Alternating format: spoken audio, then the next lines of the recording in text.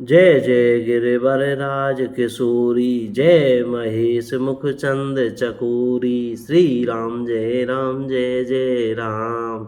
हे श्रेष्ठ पर्वतों के राजा, हिमाचल की पुत्री पार्वती, आपकी जय हो जय हो। महादेव के मुखरूपी चंद्रमा की ओर टकटकी लगाकर देखने वाली चकोरी, आपकी जय हो।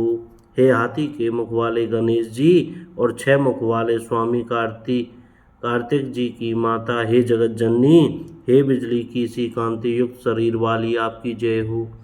आपका न आदि है, न मध्य है और न अंत है। आपके असीम प्रभाव को वेद भी नहीं जानते। आप संसार को उत्पन्न, पालन और नाश करने वाली हैं, विश्व की मोहित करने वाली और स्वतंत्र रूप से विहार करने वाली हैं। पति को इष्ट देव मानने वाली श्रेष्ठ नारियों में हे माता, आपकी प्रथम गणना है। आपकी अपार महिमा को हजारों सरस्वती और शेष जी भी नहीं कह सकते।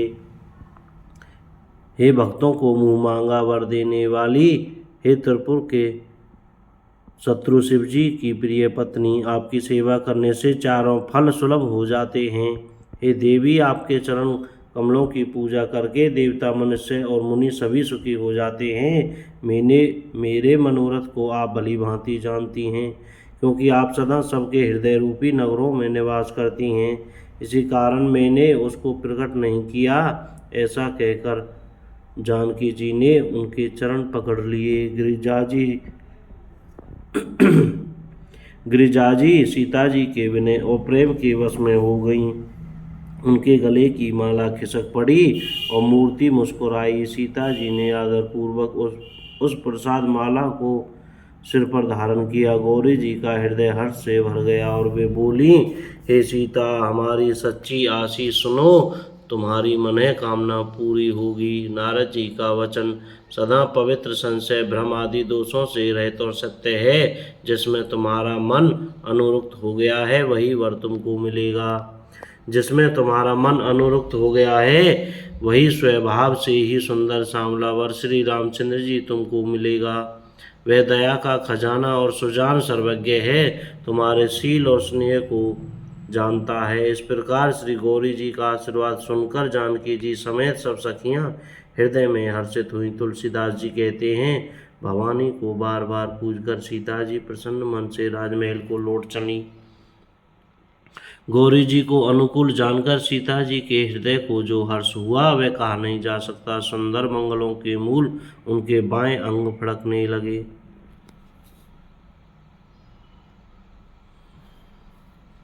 हृदय में सीता जी के सौंदर्य की सराहना करते हुए दोनों भाई गुरु जी के पास गए। श्री रामचंद्र जी विश्वामित्र जी से सब कुछ कह दिया, क्योंकि उनका सरल स्वभाव है, छल तो उसे छूता भी नहीं है।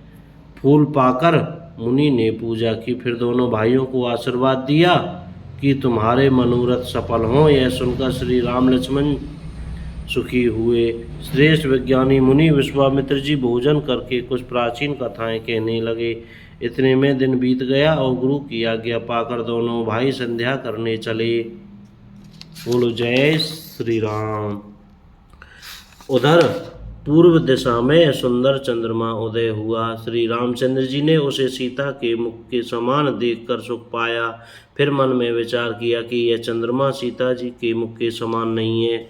खारे समुद्र में तो इसका जन्म, फिर उसी समुद्र से उत्पन्न होने के कारण विष इसका भाई।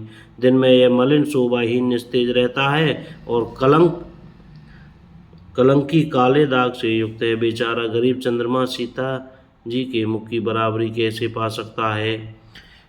फिर यह घटता बढ़ता रहता है, गृहिणी स्त्रियों को दुख देने वाला है। राहु अपनी संधि में पाकर इसे ग्रस लेता है। चकवे को चकवी के वियोग का शोक देने वाला, कमल का बैरी उसे मुरझा देने वाला है।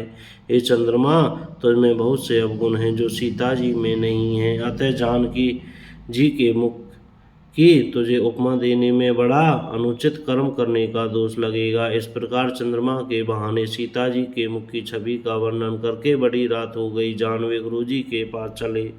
मुनि के चरण कमलों में प्रणाम करके आज्ञा पाकर उन्होंने विश्राम किया। रात बीतने पर श्री रघुनाथ जी जागे और भाई को देखकर ऐसा कहने लगे, हे तात, देखो कमल चक्रवाक और समस्त संसार को सुख देने वाला अरुणोदय हुआ है। लक्ष्मण जी दोनों हाथ जोड़कर प्रभु के प्रभाव को सूचित करने वाली कोमल वाणी बोले, जय सिया राम।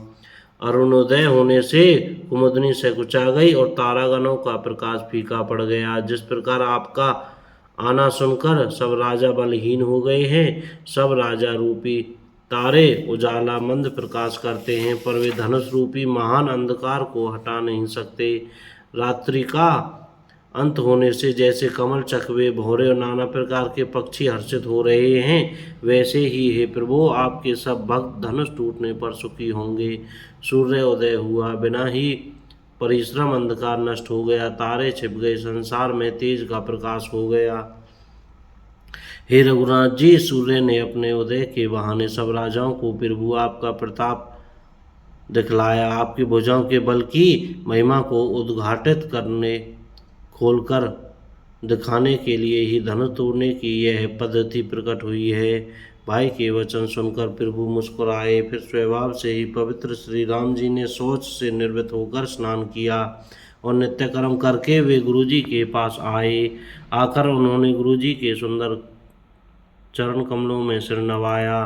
तब जनक जी ने सत्यानंद जी को बुलाया और उन्हें तुरंत ही विश्वामित्र जी मुनि के पास भेजा। उन्होंने आकर जनक जी की विनती सुनाई।